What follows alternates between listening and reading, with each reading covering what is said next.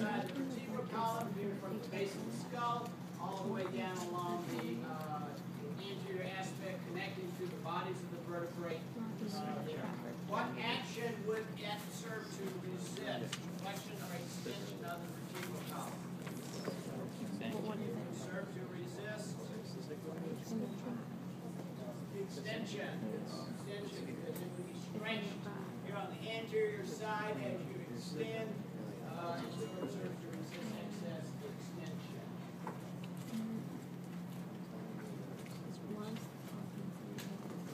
All right, we take that off. We can see our individual vertebrae.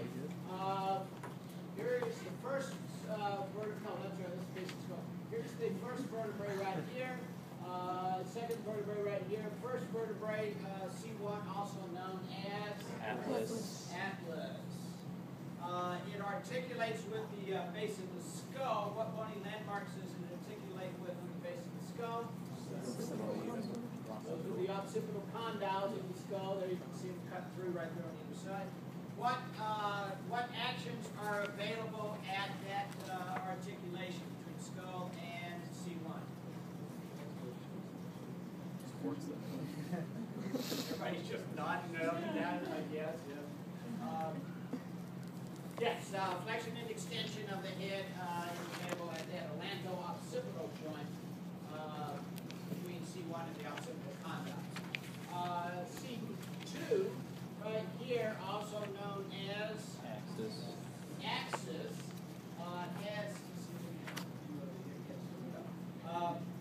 it has a very distinctive bony landmark. So here's C1 right there, it's been cut away, and there's that very distinctive bony landmark of C2, the axis. That is called the dens. And what motion is available between C1 and C2? Rotation. No one knows the answer, evidently. Yeah. No, that is for a rotation of the head from between C1 and C2, the atlanto-axial joints. So rotation between C1 and C2, flexion and extension between C1 and its skull. All right, so here we can see the anterior longitudinal ligament down in the thoracic area. Take that off, and there you can see the ribs. What is this portion of the rib right here called that articulates with the vertebrae? That's the head of the rib. It articulates with what component or what part of each thoracic vertebrae? The transverse process. Articulates with the body of the thoracic vertebrae.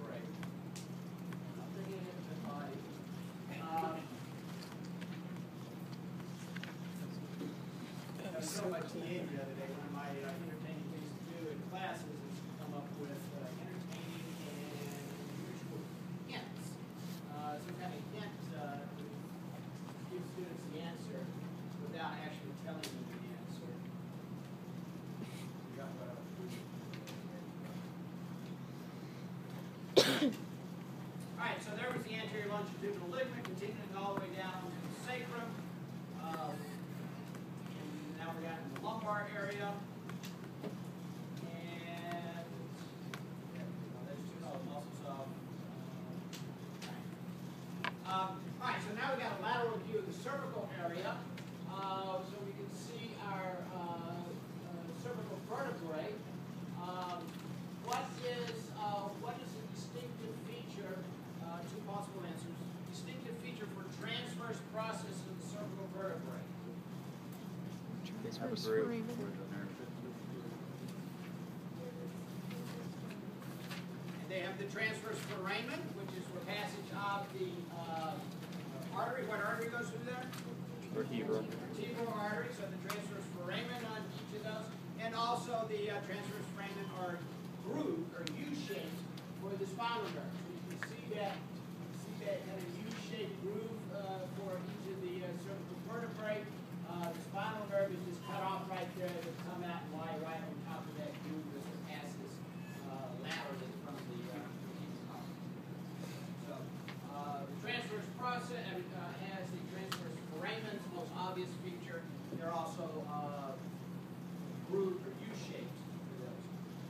what is a distinctive feature for a typical cervical vertebrae now for the spinous process?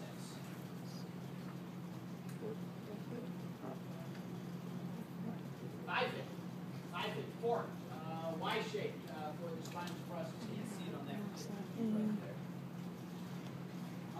Also, the spinous processes here in the cervical area are united together by this ligament right here. What is that ligament? That's the nuchal ligament, ligament nuchae, the nuchal ligament that is a continuation of the ligament down here that attaches to the spinous processes in the thoracic and lumbar areas. What is the ligament down there called? That's the supraspinous ligament that goes through the spinous processes of the vertebrae. And then in the neck area, as you can see, the spinous process becomes a little bit shorter and buried in there, and the nuchal ligament becomes much broader in size, and then it attaches along the base of the skull. Again, this is all right at the midline. There with large erected spiny muscle and other muscles on either side of the nuchal ligament neck area.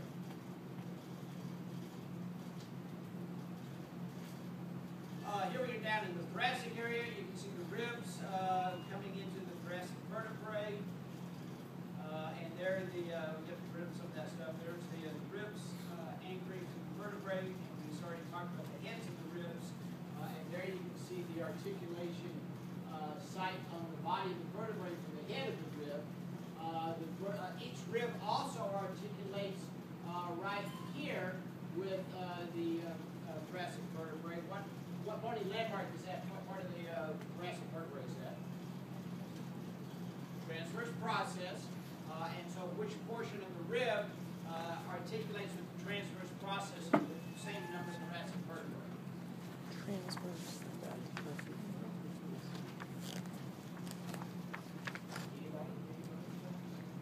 Part of the rib articulates with the transverse process? Transverse The tubercle. The tubercle of the rib, the little bump of the rib doesn't have a name. that articulates there. So the head of the rib articulates here with the body. The tubercle of the rib articulates just a little farther with the transverse process.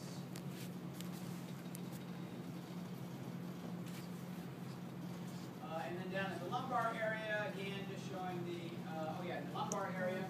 Of course, in the lumbar area, the distinctive feature, what's the distinctive feature for a typical thoracic vertebrae in terms of identifying a typical thoracic vertebrae versus any of the others? Downward spinous process. The spinous process is points sharply downward.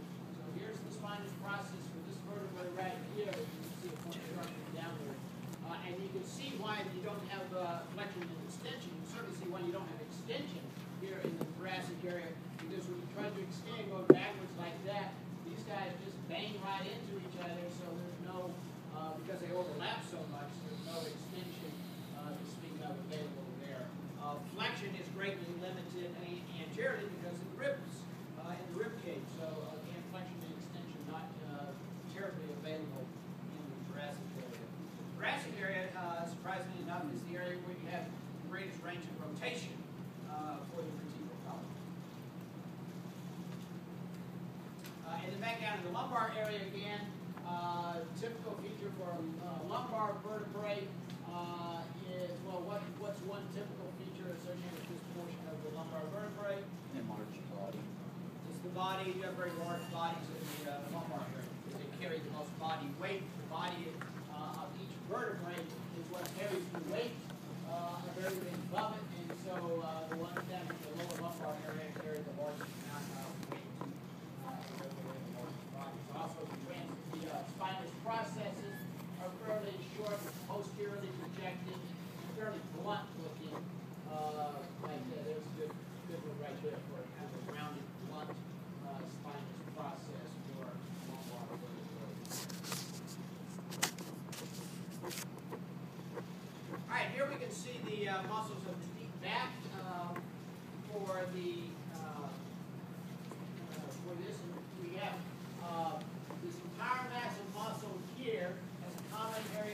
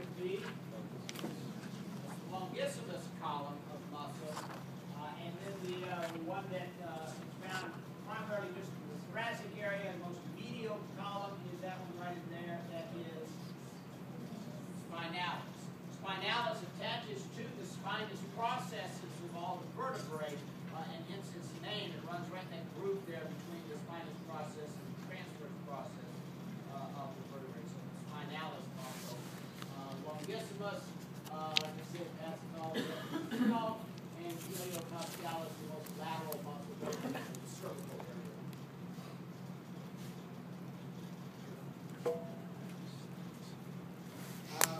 What muscle is that? Gluteus maximus. Gluteus maximus. Yes, yes.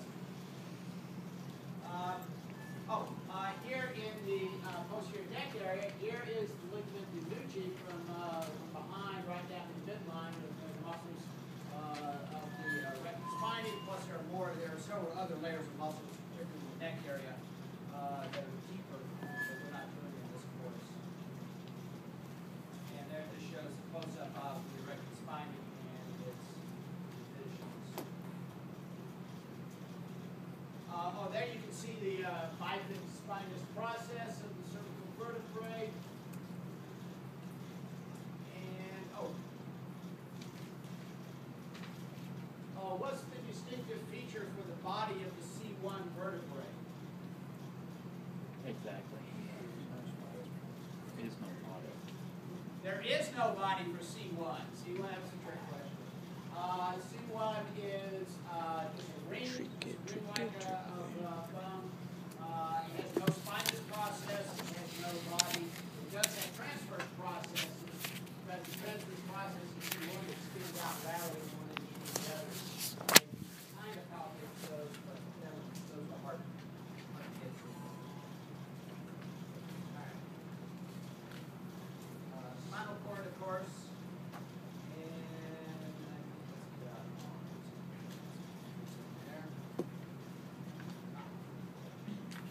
Down here at the sacrum, we can see the bony crest or ridge that runs right down the midline here. That is called, that is the median sacral crest, and that is formed by the fusion of what bony structures? The spinous processes of the sacral vertebrae that fuse together to form the sacral. Median, from the end, which means right at the midline, that's the median sacral crest. Over in this area right here, a little less distinctive, is the what bony line there, crest. The lateral sacral crest, and that is formed by the fusion of what bony structures? Transverse processes. Here you can see the transverse processes in here among the muscle, and so they're going to fuse together and form right in there for the lateral sacral crest. There's your cauda equina and the nerves going out through the openings on the sacrum. Here you have these are the posterior or dorsal sacral foramina. The openings here on the posterior side are similar ones on the anterior or ventral side of the sacrum also. That's where the spinal nerves exit the sacrum, either going here anteriorly or posteriorly. All right, here's a section through the vertebral column. This is in the mid-thoracic area. And we can see one of the discs here between the vertebrae, one of the intervertebral discs. The intervertebral disc consists of two parts. Has a tough fibrous outer portion that is called annulus fibrosus. Annulus just means ring, so you can see it's made up of concentric layers, each one of which forms a ring that goes all the way around within the annulus fibrosus. These would then be firmly attached to the body of the vertebrae or the vertebrae above and the body of the vertebrae below, and hold those two together, but still allows for a little bit of motion. Here in the middle is the more gelatinous type of material. What is that region called? Nucleus pulpus. The nucleus pulposus, the central nucleus pulp of the intervertebral disc. Nucleus pulposus, more gel-like, has a high water content, resists compression, allows for the two vertebrae to, when you're weight bearing, you squeeze down like that and then resist any additional compression. It can also change shape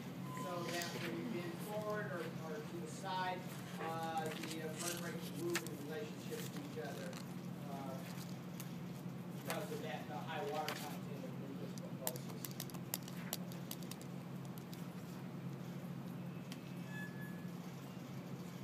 Oh, this is great. As usual, we're not going to be responsible for the radiograph figures, but I threw a couple of you there just because they're fun to look at.